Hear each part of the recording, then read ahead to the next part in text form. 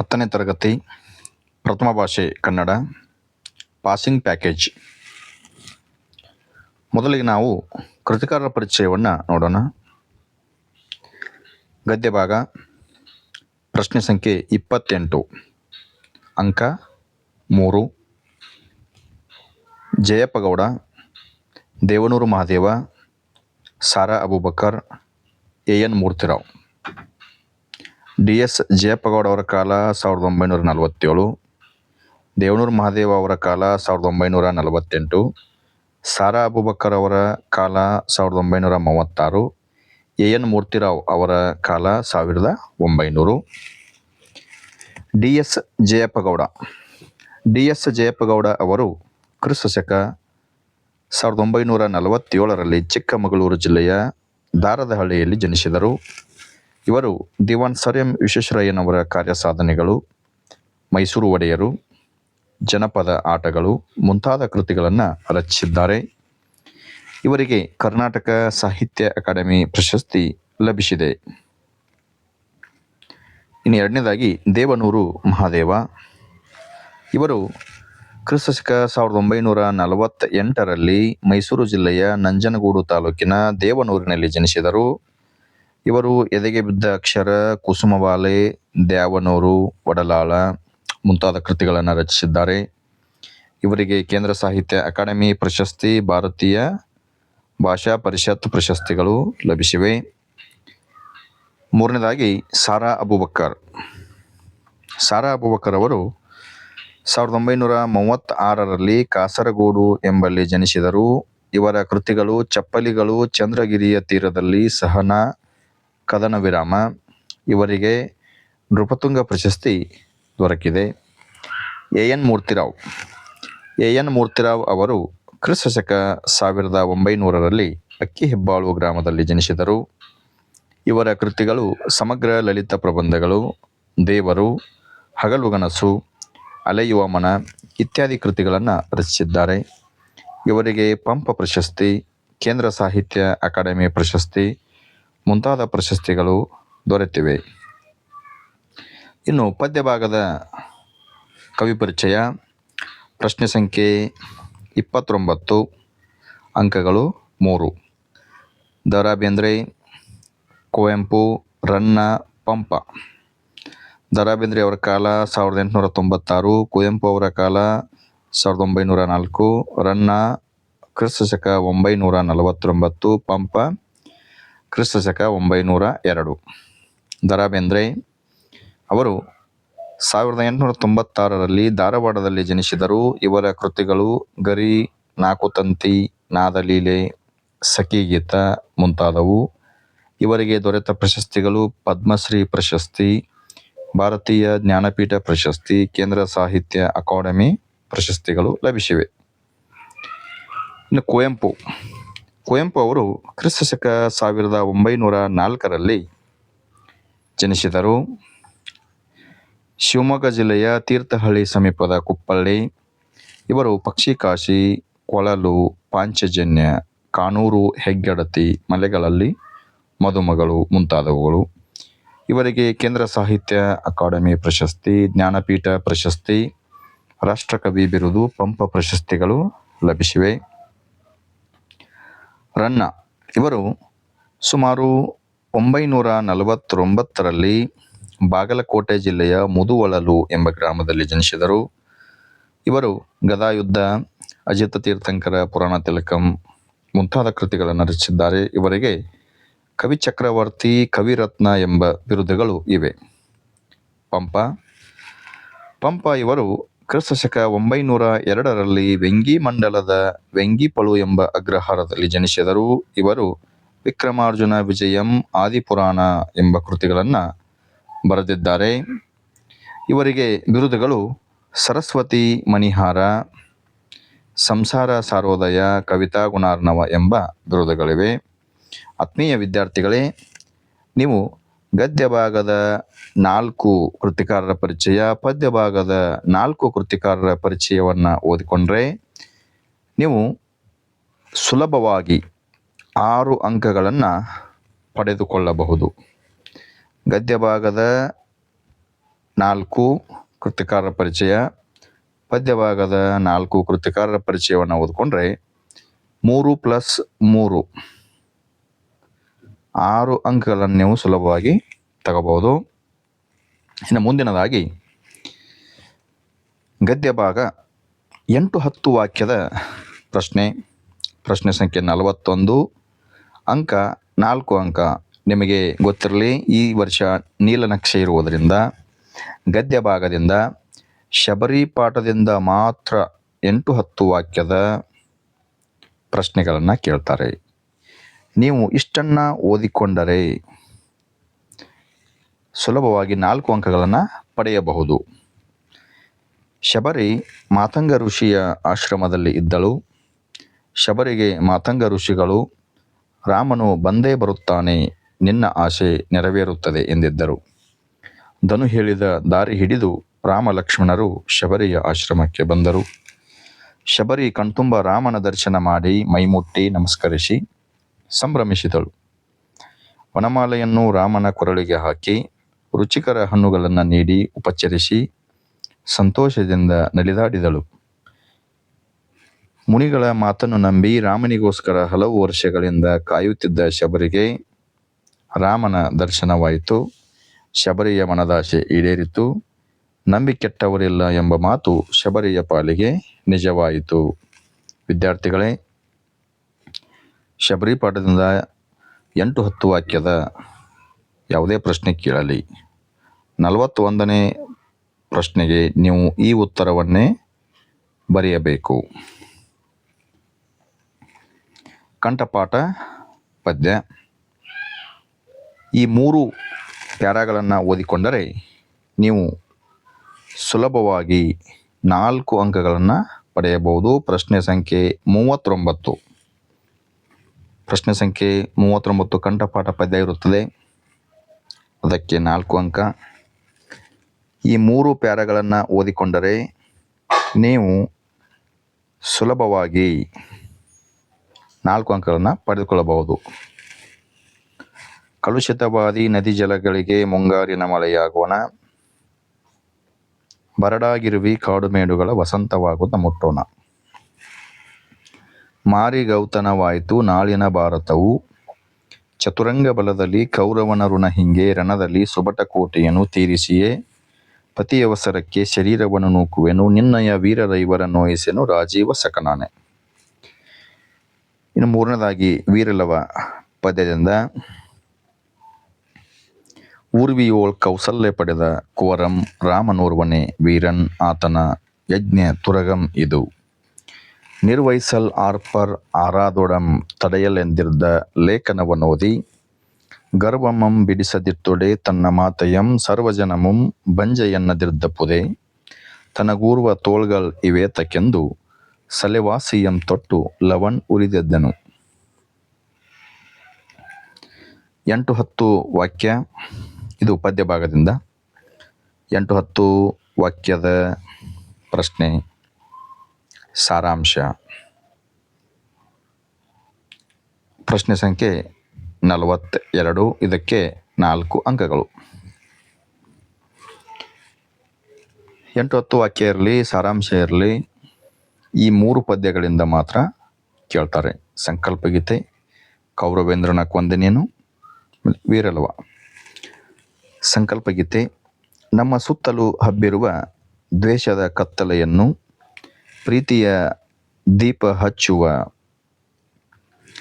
ಮೂಲಕ ಸಂಸಾರ ಸಾಗರದಲ್ಲಿ ಬಿರುಗಾಳಿಗೆ ಸಿಲುಕಿ ಹೊಯ್ದಾಡುತ್ತಿರುವ ಬದುಕೆಂಬ ಹಡಗನ್ನು ಎಚ್ಚರದಲ್ಲಿ ಮುನ್ನಡೆಸುವ ಮೂಲಕ, ಪರಿಸರ ಮಾಲಿನ್ಯದಿಂದ ಕಲುಷಿತವಾಗಿರುವ ನದಿ ಜಲಗಳಿಗೆ ಮುಂಗಾರಿನ ಮಳೆಯಾಗುವ ಮೂಲಕ ಸಮಾಜವನ್ನು ಹೊಸ ಭರವಸೆಗಳ ಮೂಲಕ ಮೇಲೆತ್ತುವ, ಮನುಜರ ನಡುವೆ ಉಂಟಾಗಿರುವ ಅಸಮಾನತೆಯನ್ನು ಕೆಡವಿ ಸಮಾನತೆಯನ್ನು ಮೂಡಿಸುವ, ಭಯಸಂಶಯಗಳಿಂದ ಮೊಸುಕಾದ ಕಣ್ಣುಗಳಲ್ಲಿ ಭವಿಷ್ಯದ ಕನಸು ಕಾಣುವಂತೆ ಮಾಡಬೇಕೆಂಬುದು ಕವಿಯ ಆಶಯವಾಗಿದೆ. ಮೌಲ್ಯ. ಜೀವನದಲ್ಲಿ ಧನಾತ್ಮಕ ಮನೋಭಾವನೆಯ ದೃಢ ಸಂಕಲ್ಪವನ್ನು ಹೊಂದಿರಬೇಕು ಎಂಬುದು ಇಲ್ಲಿನ ಮೌಲ್ಯವಾಗಿದೆ. ಕೌರವೇಂದ್ರನ ಕೊಂದೆ ನೀನು. ಕರ್ಣ, ನಿಮಗೂ ಯಾದವ ಕೌರವರಿಗೂ ಭೇದವಿಲ್ಲ. ನಿನ್ನನ್ನು ರಾಜನನ್ನಾಗಿ ಮಾಡುವೆನು. ಕೌರವರು, ಪಾಂಡವರು, ಮಾದ್ರ ಮಾಗದ ಯಾದವರು ನಿನ್ನ ಸೇವೆಯನ್ನ ಮಾಡುವರು. ಅದನ್ನು ಬಿಟ್ಟು ನೀನು ದುರ್ಯೋಧನನ ಬಾಯಂಜಲಿಗೆ ಕೈಗೊಡ್ಡುವುದೇ? ದುರ್ಯೋಧನ ಹೇಳಿದ ಮಾತಿಗೆಲ್ಲ ಒಡೆಯ ಪ್ರಸಾದ ಎಂಬುದು ನಿನಗೆ ಹೀನಲ್ಲವೇ ಎಂದು ಆಮಿಷಗಳನ್ನು ಒಡ್ಡಿದನು. ಆಗ ಕರ್ಣನು, ನಾನು ಈ ರಾಜ್ಯಕ್ಕೆ ಸೋಲುವವನಲ್ಲ. ಕೌರವ ಪಾಂಡವರಿಂದ ಸೇವೆ ಮಾಡಿಸಿಕೊಳ್ಳುವುದು ನನಗೆ ಇಷ್ಟ ಇಲ್ಲ. ನನ್ನನ್ನು ಕಾಪಾಡಿದ ಒಡೆಯನಿಗೆ ಶತ್ರುಗಳ ತಲೆಯನ್ನ ಕತ್ತರಿಸಿ ಒಪ್ಪಿಸುತ್ತೇನೆ ಎಂಬ ಉತ್ಸಾಹದಲ್ಲಿದ್ದೆ. ಆದರೆ ನೀನು ನನ್ನ ಜನ್ಮ ರಹಸ್ಯವನ್ನ ಹೇಳಿ ಕೌರವೇಂದ್ರನನ್ನು ಕೊಂದೆ ಎಂದು ಕರ್ಣನು ದುಃಖಿಸುತ್ತಾನೆ. ಮೌಲ್ಯ: ಕೃಷ್ಣನ ಬುದ್ಧಿವಂತಿಕೆಯ ಮಾತುಗಳು ಹಾಗೂ ಕರ್ಣನ ಸ್ವಾಮಿನಿಷ್ಠೆ ಮತ್ತು ಪ್ರಾಮಾಣಿಕತೆ ಇಲ್ಲಿನ ಮೌಲ್ಯವಾಗಿದೆ. ವೀರಲವ: ರಾಮನು ಅಶ್ವಮೇಧ ಯಾಗದ ಕುದುರೆಯನ್ನು ಶಕ್ತಿವಂತರಾದ ರಾಜರು ತಡೆಯದೆ ನಮಸ್ಕಾರ ಮಾಡಿ ಮುಂದಕ್ಕೆ ಕಳುಹಿಸಿದರು. ಆ ಕುದುರೆ ವಾಲ್ಮೀಕಿ ಋಷಿಗಳ ಆಶ್ರಮದ ಬಳಿಗೆ ಬಂದು ಅಲ್ಲಿದ್ದ ಹಸಿರು ಹುಲ್ಲಿಗೆ ಆಸೆಪಟ್ಟು ಹೂದೋಟವನ್ನು ಪ್ರವೇಶಿಸಿತು. ಆ ತೋಟವನ್ನು ಕಾಯುತ್ತಿದ್ದ ಲವನು, ಇದು ಎಲ್ಲಿಯ ಕುದುರೆ ಹೂದೋಟವನ್ನು ಹಾಳು ಮಾಡ್ತಾ ಇದೆ ಎಂದು ಅದರ ಬಳಿಗೆ ಬಂದ. ಆ ಕುದುರೆಯ ಹಣೆಯಲ್ಲಿ ಭೂಮಂಡಲದಲ್ಲಿ ಕೌಸಲ್ಯ ಮಗನಾದ ರಾಮನೊಬ್ಬನೇ ವೀರ, ಇದು ಆತನ ಕುದುರೆ, ಇದನ್ನು ತಡೆಯುವ ಶಕ್ತಿ ಇದ್ದವರು ತಡೆಯಲಿ ಎಂದು ಬರೆದಿತ್ತು. ಅದನ್ನು ಓದಿ ಕೋಪಗೊಂಡ ಲವನು ತನ್ನ ಉತ್ತರೆಯದಿಂದ ಕುದುರೆಯನ್ನು ಬಾಳೆಗಿಡಕ್ಕೆ ಕಟ್ಟಿದನು.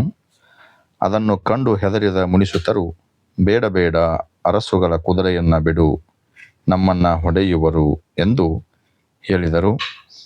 ಆಗ ಲವನು, ಬ್ರಾಹ್ಮಣರ ಮಕ್ಕಳು ಹೆದರಿದರೆ ಜಾನಕಿಯ ಮಗನು ಹೆದರುವನೇ? ನೀವು ಹೋಗಿ ಎಂದು ಶೌರ್ಯದಿಂದ ಹೇಳಿದನು. ಲವನ ವೀರತನ ಮತ್ತು ಧೈರ್ಯ ಇಲ್ಲಿನ ಮೌಲ್ಯವಾಗಿದೆ.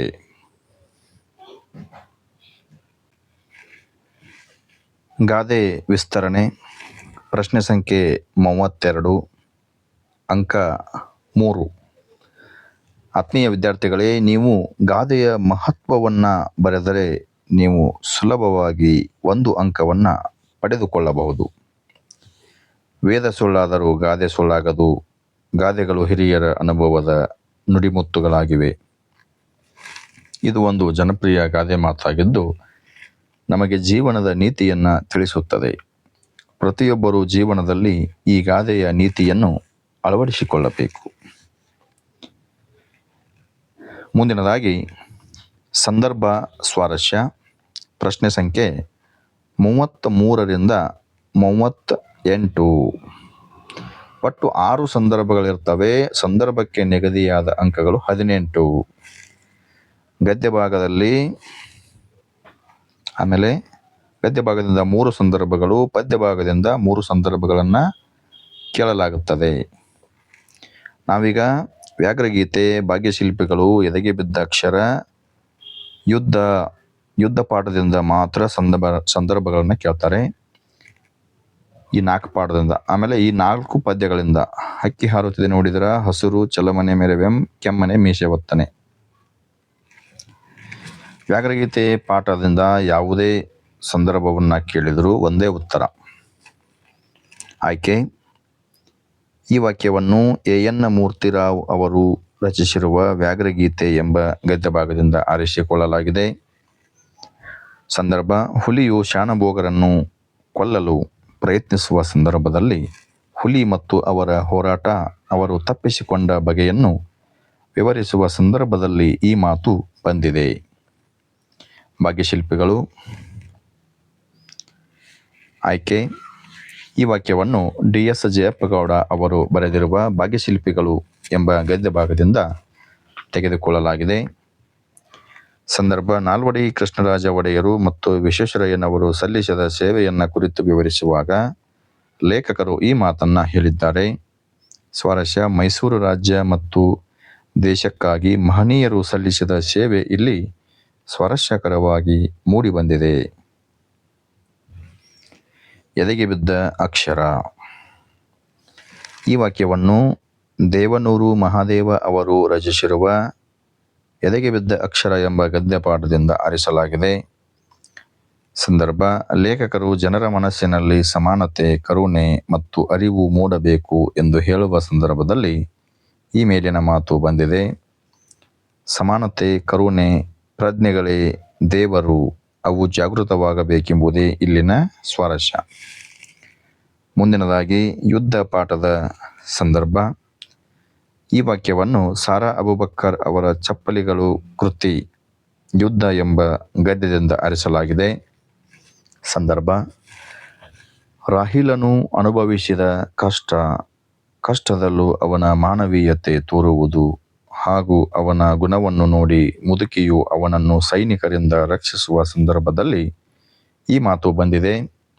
ಸ್ವಾರಸ್ಯ: ರಾಹೀಲನ ಒಳ್ಳೆಯ ಗುಣ, ಮುದುಕಿಯ ಪ್ರೀತಿ, ಈತನನ್ನು ಕಾಪಾಡುವ ಗುಣ ಇಲ್ಲಿ ಸ್ವಾರಸ್ಯಪೂರ್ಣವಾಗಿದೆ. ಹಕ್ಕಿ ಹಾರುತ್ತಿದೆ ನೋಡಿದಿರಾ. ಈ ವಾಕ್ಯವನ್ನು ದ ರಾ ಬೇಂದ್ರೆ ಅವರು ಬರೆದಿರುವ ಹಕ್ಕಿ ಹಾರುತ್ತಿದೆ ನೋಡಿದಿರಾ ಎಂಬ ಪದ್ಯದಿಂದ ಆರಿಸಲಾಗಿದೆ. ಸಂದರ್ಭ: ಕವಿಯ ಕಾಲವನ್ನು ಹಾರುವ ಹಕ್ಕಿಯೊಂದಿಗೆ ಹೋಲಿಸಿ ವಿವರಿಸುವ ಸಂದರ್ಭದಲ್ಲಿ ಕವಿಗಳು ಸಹೃದಯರಿಗೆ ಈ ಮೇಲಿನಂತೆ ಹೇಳಿದ್ದಾರೆ. ಸ್ವಾರಸ್ಯ: ಕಾಲಪಕ್ಷಿಯ ರೂಪ, ಅದರ ಹೊಡೆತಕ್ಕೆ ಮಾನವ ಪ್ರಪಂಚದಲ್ಲಾಗುವ ವಿಸ್ಮಯ, ಬದಲಾವಣೆಗಳನ್ನು ತಿಳಿಸಿರುವುದು ಇಲ್ಲಿನ ಸ್ವಾರಸ್ಯವಾಗಿದೆ. ಹಸುರು ಪದ್ಯದ ಸಂದರ್ಭದ ಪ್ರಶ್ನೆ. ಈ ವಾಕ್ಯವನ್ನು ಕುವೆಂಪು ಅವರು ಬರೆದಿರುವ ಹಸುರು ಎಂಬ ಪದ್ಯದಿಂದ ತೆಗೆದುಕೊಳ್ಳಲಾಗಿದೆ. ಇಡೀ ಪ್ರಕೃತಿಯು ಕವಿಯ ನೋಟಕ್ಕೆ ಹಸುರು ಬಣ್ಣದಲ್ಲಿ ಕಾಣುವುದನ್ನು ವರ್ಣಿಸುವ ಸಂದರ್ಭದಲ್ಲಿ ಕವಿ ಈ ಮಾತನ್ನು ಹೇಳಿದ್ದಾರೆ. ಸ್ವಾರಸ್ಯ: ಪ್ರಕೃತಿಯ ಹಸುರನ್ನು ನೋಡಿ ಕವಿಯ ಮನಸ್ಸು ಹಸುರಿನಲ್ಲಿ ಬೆರೆತು ಹೋಗಿರುವುದು ಇಲ್ಲಿ ಸ್ವಾರಸ್ಯಕರವಾಗಿದೆ. ಚಲಮನೆ ಮೆರೆವೆಂ. ಈ ವಾಕ್ಯವನ್ನು ರನ್ನ ಬರೆದಿರುವ ಚಲಮನೆ ಮೆರೆವೆಂ ಎಂಬ ಪದ್ಯದಿಂದ ತೆಗೆದುಕೊಳ್ಳಲಾಗಿದೆ. ಸಂದರ್ಭ: ಭೀಷ್ಮಾಚಾರ್ಯರು ಪಾಂಡವರೊಡನೆ ಸಂಧಿ ಮಾಡಿಕೋ ಎಂದು ಹೇಳುವುದು, ಅದಕ್ಕೆ ದುರ್ಯೋಧನನು ತಾನು ಸಂಧಿ ಮಾಡಿಕೊಳ್ಳುವುದಿಲ್ಲ ಎಂದು ಛಲದಿಂದ ಹೇಳುವ ಸಂದರ್ಭದಲ್ಲಿ ಈ ಮಾತು ಬಂದಿದೆ. ಸ್ವಾರಸ್ಯ: ಭೀಷ್ಮರ ಬುದ್ಧಿವಾದ, ದುರ್ಯೋಧನನ ಛಲದ ಗುಣ ಇಲ್ಲಿ ಸ್ವಾರಸ್ಯಪೂರ್ಣವಾಗಿದೆ. ಕೆಮ್ಮನೆ ಮೀಸೆವತ್ತನೆ. ಪಂಪ ಬರೆದಿರುವ ಕೆಮ್ಮನೆ ಮೀಸೆವತ್ತನೆ ಎಂಬ ಪದ್ಯಭಾಗದಿಂದ ತೆಗೆದುಕೊಳ್ಳಲಾಗಿದೆ. ಸಂದರ್ಭ: ಅರಮನೆಯಲ್ಲಿ ದೃಪದ ಹಾಗೂ ದ್ರೋಣನ ನಡುವೆ ಮಾತಿಗೆ ಮಾತು ನಡೆಯುವ ಸಂದರ್ಭದಲ್ಲಿ ಈ ಮಾತು ಬಂದಿದೆ. ಸ್ವಾರಸ್ಯ: ದೃಪದನ ಅಹಂಕಾರ ಹಾಗೂ ದ್ರೋಣನ ಸವಾಲಿನ ಮಾತುಗಳು ಇಲ್ಲಿ ಸ್ವಾರಸ್ಯಕರವಾಗಿವೆ. ಛಂದಸ್ಸು. ಛಂದಸ್ಸಿನ ಪ್ರಶ್ನೆ 30ನೇ ಪ್ರಶ್ನೆಯಾಗಿರುತ್ತದೆ. ಇದಕ್ಕೆ ಅಂಕಗಳು 3.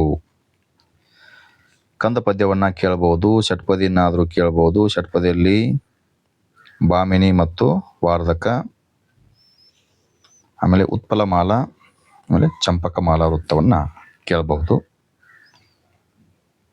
ಕಂದ ಪದ್ಯ ಪರೀಕ್ಷೆಯಲ್ಲಿ ನಿಮಗೆ 2 ಸಾಲನ್ನು ಕೊಟ್ಟರೆ ಅದು ಕಂದ ಪದ್ಯ ಇರುತ್ತದೆ. 4 ಮಾತ್ರೆಯ ಗಣವನ್ನು ಮಾಡಬೇಕು. ಆಮೇಲೆ ಛಂದಸ್ಸಿನ ಹೆಸರನ್ನು ಬರೆದ್ರೆ ನಿಮಗೆ 3 ಅಂಕಗಳು ಸಿಗುತ್ತವೆ. ಕಲಿಕೆಯಲ್ಲಿ ಹಿಂದೆ ಉಳಿದಿರತಕ್ಕಂತಹ ಮಕ್ಕಳು 2 ಸಾಲನ್ನು ಕೊಟ್ಟಿದ್ದರೆ ನೀವು ಕಂದ ಪದ್ಯ ಅಂತ ಬರೆದ್ರೆ 1 ಅಂಕ ಸಿಗುತ್ತೆ. ಸರಿನೋ ತಪ್ಪೋ ಗುರುಲಘು ಹಾಕಿದ್ರೆ 1 ಅಂಕ ಸಿಗ್ಬಹುದು. ಭಾಮಿನಿ ಷಟ್ಪದಿ 3 ಸಾಲನ್ನು ಕೊಟ್ಟಿದ್ರೆ ಅದು ಷಟ್ಪದಿಯಾಗಿರುತ್ತೆ. 3 ಸಾಲು ಇದ್ದರೆ ಅದು ಷಟ್ಪದಿಯಾಗಿರುತ್ತೆ. ಮೊದಲನೇ ಸಾಲಿನಲ್ಲಿ 14 ಮಾತ್ರೆಗಳು ಬಂದರೆ ಅದು ಭಾಮಿನಿ ಷಟ್ಪದಿಯಾಗಿರುತ್ತದೆ. ಆವಾಗ 3 4 ಮಾತ್ರೆಯ ಗಣಗಳನ್ನು ಮಾಡಬೇಕು. ವಾರ್ಧಕ ಷಟ್ಪದಿ 3 ಸಾಲನ್ನು ಕೊಟ್ಟಿದ್ದರೆ ಅದು ಷಟ್ಪದಿ ಆಗಿರುತ್ತದೆ. 1ನೇ ಸಾಲಿನಲ್ಲಿ 20 ಮಾತ್ರೆಗಳು ಬಂದರೆ ಅದು ವಾರ್ಧಕ ಷಟ್ಪದಿ ಆಗಿರುತ್ತದೆ. 5 ಮಾತ್ರೆಯ ಗಣಗಳನ್ನು ಮಾಡಬೇಕು. ಖ್ಯಾತ ಕರ್ನಾಟಕ ವೃತ್ತಗಳು ನಮ್ಮ ಪರೀಕ್ಷೆಗೆ ಇರುವುದು ಚಂಪಕಮಾಲಾ ವೃತ್ತ, ಉತ್ಪಲಮಾಲಾ ವೃತ್ತ. ಇದು ಅಕ್ಷರಗಣದಿಂದ ಕೂಡಿರುವಂತಹ ಪದ್ಯ. ನ, ಜ, ಬ, ಜ, ಜ, ಜ, ರ ಈ ರೀತಿ ಗಣ ವಿನ್ಯಾಸ ಬಂದರೆ ಇದು ಚಂಪಕಮಾಲಾ ವೃತ್ತ. ಅಥವಾ ಪ್ರಾರಂಭದಲ್ಲಿ 4 ಲಘು ಬಂದರೆ ಅದು ಚಂಪಕಮಾಲಾ ವೃತ್ತ. ಮುಂದಿನದಾಗಿ ಉತ್ಪಲಮಾಲಾ ವೃತ್ತ. ಪ್ರಾರಂಭದಲ್ಲಿ 1 ಗುರು ಬಂದರೆ ಅದು ಉತ್ಪಲಮಾಲಾ ವೃತ್ತವಾಗಿರುತ್ತದೆ. ಅದರ ಗಣವಿನ್ಯಾಸ ಬ, ರ, ನ, ಬ, ಬ, ರ ಆಮೇಲೆ ಲಘು ಗುರು. ಒಂದು ವಾಕ್ಯದಲ್ಲಿ ಉತ್ತರಿಸಿ. ಪ್ರಶ್ನೆ ಸಂಖ್ಯೆ 11ರಿಂದ 17. ನಿಮಗೆ ಒಟ್ಟು 7 ಅಂಕಗಳು. ಗದ್ಯ ಭಾಗದಿಂದ 4 ಪ್ರಶ್ನೆ ಕೇಳ್ತಾರೆ, ಪದ್ಯ ಭಾಗದಿಂದ 2 ಪ್ರಶ್ನೆ ಕೇಳ್ತಾರೆ, ಪೂರಕದಿಂದ 1 ಕೇಳ್ತಾರೆ. ಒಟ್ಟು 7 ಪ್ರಶ್ನೆ, 7 ಅಂಕಗಳು. ಭಾಷೆ ಯಾವುದಕ್ಕೆ ಸಾಧನವಾಗಿದೆ? ನಮ್ಮ ಸುತ್ತಮುತ್ತಲಿನವರೊಡನೆ ವ್ಯವಹರಿಸುವುದಕ್ಕೆ, ವಿಚಾರ ವಿನಿಮಯ ಮಾಡುವುದಕ್ಕೆ ಭಾಷೆ ಒಂದು ಅಮೂಲ್ಯ ಸಾಧನವಾಗಿದೆ. 2. ಪ್ರಾಣಿಗಳು ತಮ್ಮ ಮಕ್ಕಳಿಗೆ ಯಾವ ವಿಚಾರವಾಗಿ ತರಬೇತು ಕೊಡುತ್ತವೆ? ಚಲನವಲನಗಳ ವಿಷಯವಾಗಿ, ಆಹಾರ ವಿಹಾರಗಳ ವಿಚಾರವಾಗಿ ತರಬೇತು ಕೊಡುತ್ತವೆ. ಮನುಷ್ಯನಿಗೆ ಲೆಕ್ಕವಿಡುವ ಅವಶ್ಯಕತೆ ಯಾವಾಗ ಉಂಟಾಯಿತು? ಸಂಚಾರಿ ಜೀವನವನ್ನು ತ್ಯಜಿಸಿ ಒಂದು ಕಡೆ ಬೀಡು ಬಿಟ್ಟಾಗ ಮನುಷ್ಯನಿಗೆ ಲೆಕ್ಕವಿಡುವ ಅವಶ್ಯಕತೆ ಉಂಟಾಯಿತು. ಎಣ್ಣೆ ತುಪ್ಪಗಳ ಮಿಶ್ರಣ ಬೇಡವೆಂದು ಹೇಳಿದವರು ಯಾರು? ಎಣ್ಣೆ ತುಪ್ಪದ ಮಿಶ್ರಣ ಬೇಡವೆಂದು ಹೇಳಿದವರು ನಯಸೇನ. ಕನ್ನಡಕ್ಕೆ ಪರ್ಷಿಯನ್ ಶಬ್ದಗಳು ಯಾವಾಗ ಬಂದವು? ಮಹಮ್ಮದೀಯರ ಆಳ್ವಿಕೆಯ ಅವಧಿಯಲ್ಲಿ ಕನ್ನಡಕ್ಕೆ ಪರ್ಷಿಯನ್ ಶಬ್ದಗಳು ಬಂದವು.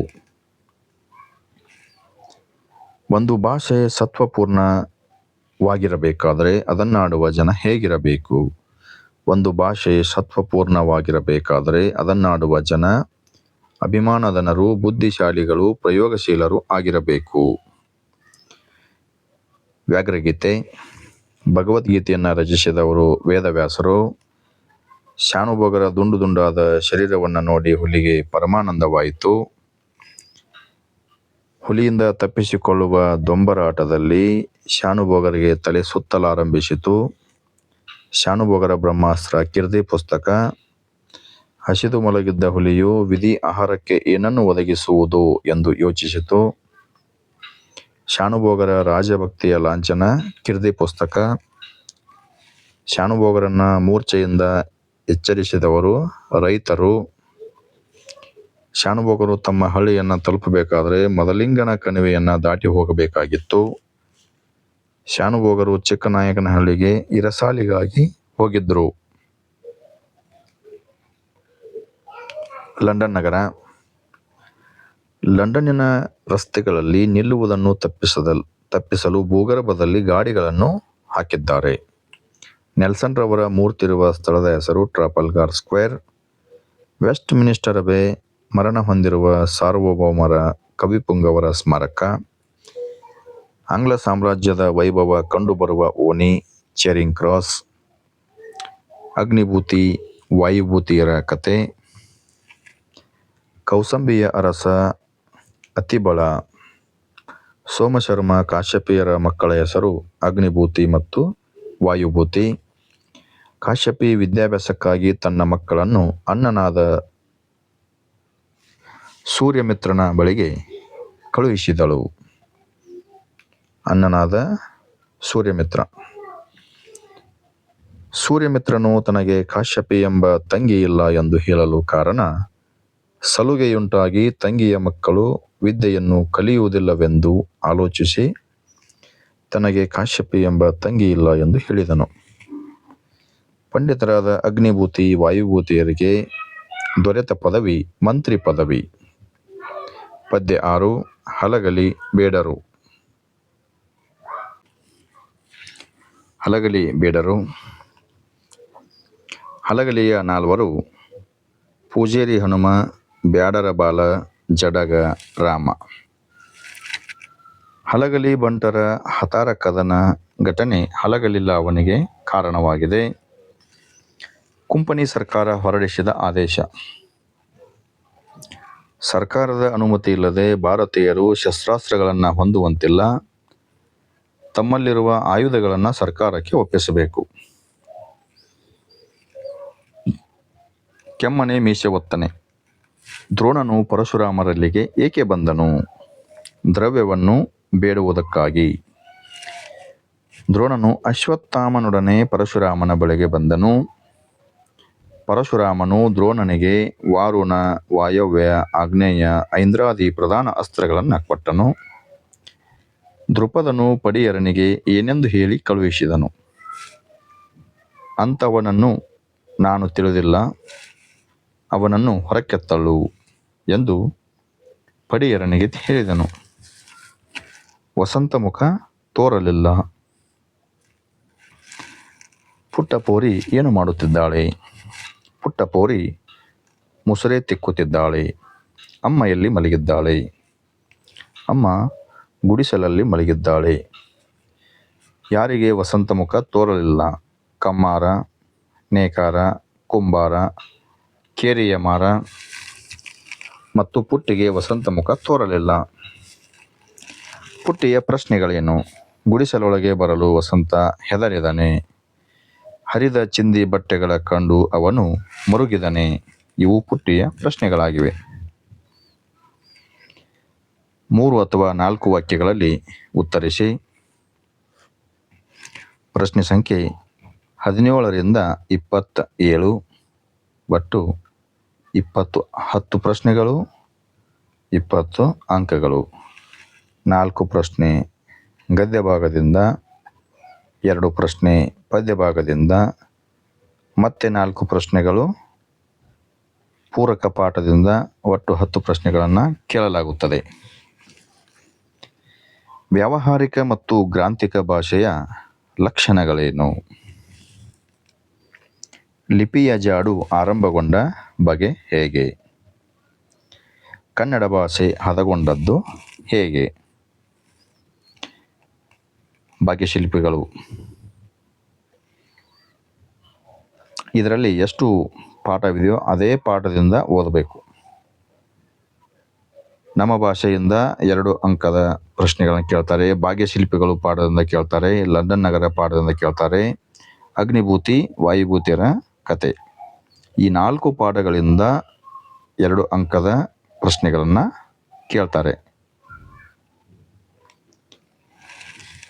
ನಾಲ್ವಡಿ ಕೃಷ್ಣರಾಜ ಒಡೆಯರ ಕಾಲದಲ್ಲಿ ಯಾವ ಕ್ಷೇತ್ರಗಳು ಸ್ವಯಂ ಆಡಳಿತ ಕ್ಷೇತ್ರಗಳಾದವು? ನಾಲ್ವಡಿ ಕೃಷ್ಣರಾಜರ ಕಾಲದಲ್ಲಿ ಯಾವ ನೀರಾವರಿ ಯೋಜನೆಗಳು ಕಾರ್ಯರೂಪಕ್ಕೆ ಬಂದವು? ವಿಶ್ವೇಶ್ವರಯ್ಯನವರು ಶಿಕ್ಷಣದ ಬಗ್ಗೆ ಏನೆಂದು ಹೇಳಿದ್ದಾರೆ?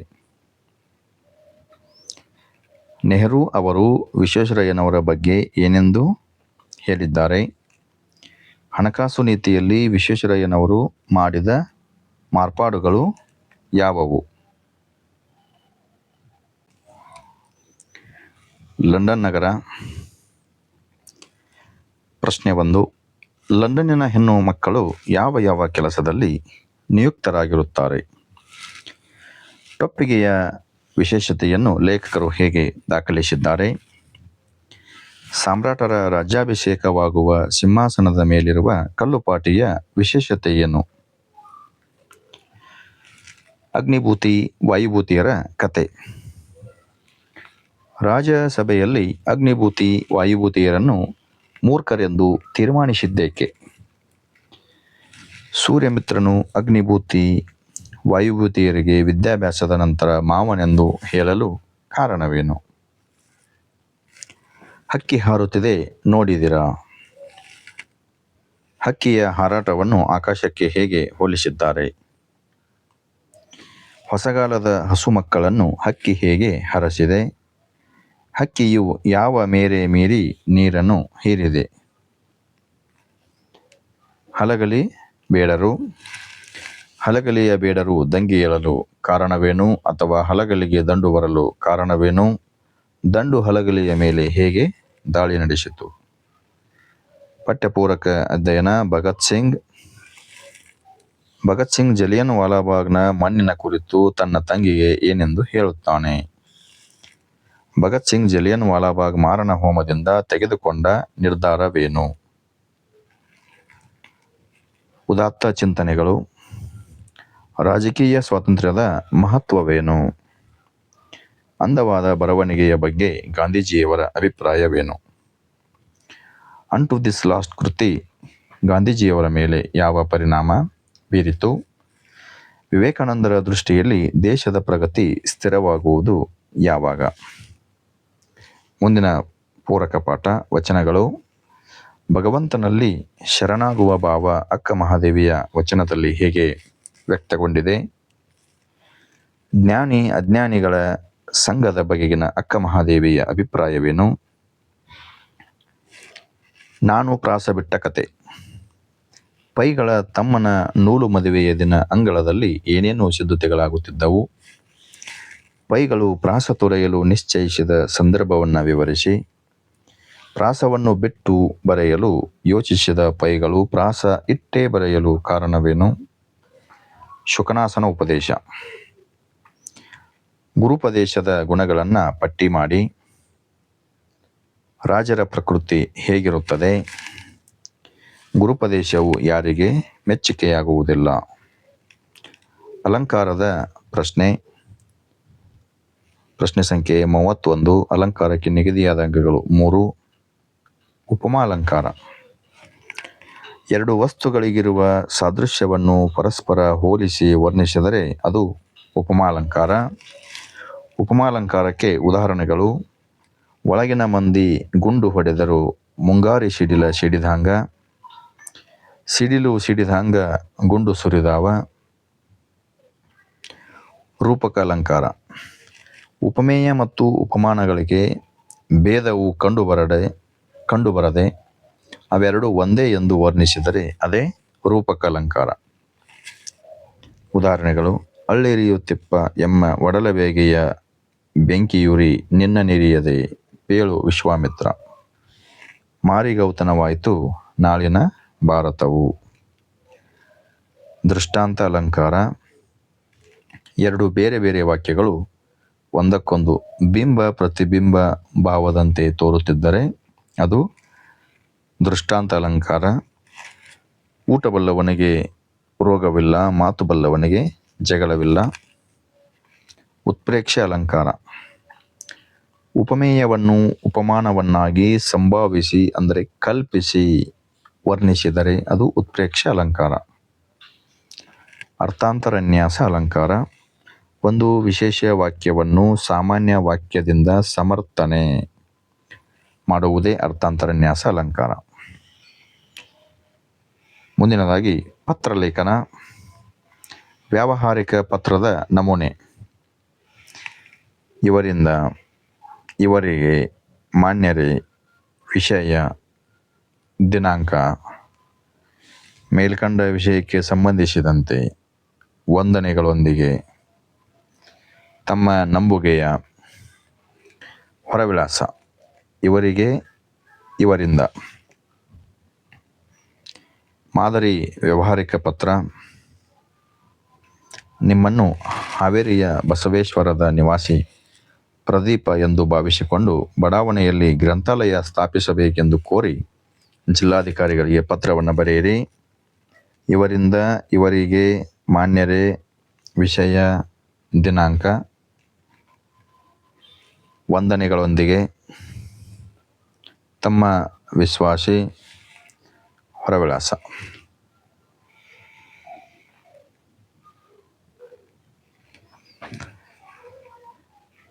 ನಮ್ಮ ಭಾಷೆಯಿಂದ 1 ಅಂಕದ ಒಂದು ಪ್ರಶ್ನೆ ಇರುತ್ತೆ. 3 ಅಥವಾ 4 ವಾಕ್ಯದ ಒಂದು ಪ್ರಶ್ನೆ ಇರುತ್ತೆ. ಒಟ್ಟು 2 ಪ್ರಶ್ನೆಗಳು, 3 ಅಂಕಗಳು. ನಮ್ಮ ಭಾಷೆ ಪಾಠಕ್ಕೆ ನಿಗದಿಯಾದ ಅಂಕಗಳು 3, 2 ಪ್ರಶ್ನೆಗಳು. ವ್ಯಾಕರಣಗೀತೆ ಪಾಠದಿಂದ 1 ಅಂಕದ ಒಂದು ಪ್ರಶ್ನೆ ಇರುತ್ತೆ. 3 ಅಂಕದ ಒಂದು ಪ್ರಶ್ನೆ ಇರುತ್ತೆ. ಕೃತಿಕಾರರ ಪರಿಚಯವನ್ನಾದರೂ ಕೇಳಬಹುದು, ಸಂದರ್ಭದ ಪ್ರಶ್ನೆಯನ್ನಾದರೂ ಕೇಳಬಹುದು. ಒಟ್ಟು 2 ಪ್ರಶ್ನೆಗಳು 4 ಅಂಕಗಳು. ಭಾಗ್ಯಶಿಲ್ಪಿಗಳು ಪಾಠದಿಂದ 2 ಅಂಕದ ಒಂದು ಪ್ರಶ್ನೆ ಇರುತ್ತೆ, 3 ಅಂಕದ ಒಂದು ಪ್ರಶ್ನೆ ಇರುತ್ತೆ. 3 ಅಂಕದ ಪ್ರಶ್ನೆ ಇದ್ದರೆ ಕೃತಿಕಾರ ಪರಿಚಯ ಆದರೂ ಕೇಳಬಹುದು, ಸಂದರ್ಭವನ್ನಾದರೂ ಕೇಳಬಹುದು. 2 ಪ್ರಶ್ನೆ 5 ಅಂಕಗಳು.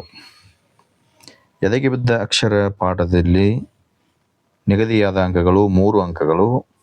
ಒಂದು ಪ್ರಶ್ನೆ ಇರುತ್ತೆ. ಕೃತಿಕಾರ ಪರಿಚಯ ಆದರೂ ಕೇಳ್ಬೋದು, ಸಂದರ್ಭ ಆದರೂ ಕೇಳ್ಬೋದು.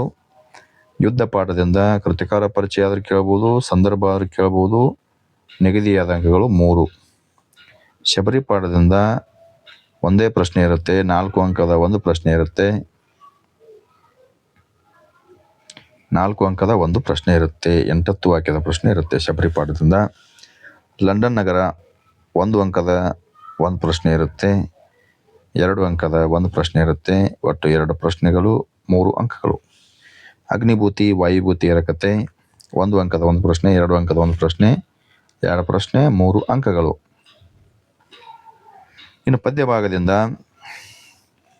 ಸಂಕಲ್ಪ ಗೀತೆ ಕಂಠಪಾಠ ಪದ್ಯವನ್ನಾದರೂ ಕೇಳಬಹುದು, 8 ವಾಕ್ಯವನ್ನಾದರೂ ಕೇಳಬಹುದು, ಸಾರಾಂಶವನ್ನಾದರೂ ಕೇಳಬಹುದು. ಒಟ್ಟು ಒಂದು ಪ್ರಶ್ನೆ ಇರುತ್ತೆ, 4 ಅಂಕಗಳು. ಹಕ್ಕಿ ಹಾರುತ್ತಿದೆ ನೋಡಿದ್ರ 2 ಅಂಕದ ಒಂದು ಪ್ರಶ್ನೆ ಇರುತ್ತೆ, 3 ಅಂಕದ ಒಂದು ಪ್ರಶ್ನೆ ಇರುತ್ತೆ. 3 ಅಂಕದಲ್ಲಿ ಕೃತಿಕಾರ ಪರಿಚಯ ಆದರೂ ಕೇಳಬಹುದು, ಸಂದರ್ಭದ ಪ್ರಶ್ನೆಯನ್ನಾದರೂ ಕೇಳಬಹುದು. ಒಟ್ಟು 2 ಪ್ರಶ್ನೆಗಳು 5 ಅಂಕಗಳು. ಕೌರವೇಂದ್ರನ ಕೊಂದೆನೇನು ಇಲ್ಲಿ ಕಂಠಪಾಠ ಪದ್ಯವನ್ನಾದರೂ ಕೇಳ್ಬೋದು, ಸಾರಾಂಶ ಆದರೂ ಕೇಳ್ಬೋದು, 8 ವಾಕ್ಯದ ಪ್ರಶ್ನೆಯನ್ನಾದರೂ ಕೇಳ್ಬೋದು. ಒಂದು ಪ್ರಶ್ನೆ ಇರುತ್ತೆ, 4 ಅಂಕಗಳು. ಛಲಮನೆ ಮೆರೆವೆಂ ಇದಕ್ಕೆ ನಿಗದಿಯಾದ ಅಂಕಗಳು 3. ಸಂದರ್ಭ ಆದರೂ ಕೇಳ್ಬೋದು, ಕವಿ ಪರಿಚಯ ಆದರೂ ಕೇಳ್ಬೋದು. ಹಸುರು ಪದ್ಯ 3 ಅಂಕಗಳಿದ್ದಾವೆ. ಕೃತಿಕಾರರ ಪರಿಚಯವನ್ನಾದರೂ ಕೇಳ್ಬೋದು, ಸಂದರ್ಭವನ್ನಾದರೂ ಕೇಳ್ಬೋದು. ಹಲಗಲಿ ಬೇಡರು 1 ಅಂಕದ ಒಂದು ಪ್ರಶ್ನೆ, 2 ಅಂಕದ ಒಂದು ಪ್ರಶ್ನೆ, ಒಟ್ಟು 3 ಅಂಕಗಳು. ವೀರಲವ ಈ ಪದ್ಯಕ್ಕೆ ನಿಗದಿಯಾದ ಅಂಕಗಳು 4. ಕಂಠಪಾಠ ಪದ್ಯ ಇರ್ಬೋದು, 8 ವಾಕ್ಯ ಇರ್ಬೋದು, ಸಾರಾಂಶ ಕೇಳ್ಬೋದು. ಕೆಮ್ಮನೆ ಮೀಸೆ ಒತ್ತನೆ 1 ಅಂಕದ ಒಂದು ಪ್ರಶ್ನೆ, 3 ಅಂಕದ ಒಂದು ಪ್ರಶ್ನೆ. ಕೃತಿಕಾರ ಪರಿಚಯ ಆದರೂ ಕೇಳ್ಬೋದು, ಸಂದರ್ಭ ಆದರೂ ಕೇಳ್ಬೋದು. ಒಟ್ಟು 4 ಅಂಕಗಳು. 4 ಅಂಕಗಳು, 2 ಪ್ರಶ್ನೆಗಳು.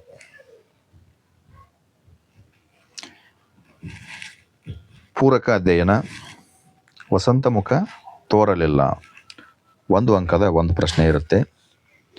ಭಗತ್